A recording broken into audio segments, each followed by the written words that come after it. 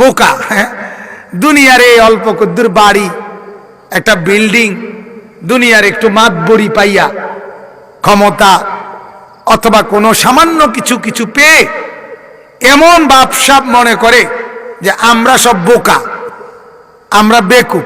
আরে তুমি যা পাইলা হইলে তুমি তা এখনই নিয়ে নিছ, আমি একটু পরে নেমু এই অপেক্ষায় আছি। এর দূরে আমি বলছি মাওলা আমি আখিরাত থেকে নেব, এই জন্য আল্লাহ বলছে এখন সেজদা করো, গোলামি করো, বন্দেগি করো, তোমারে আমি আখিরাত থেকে দেব।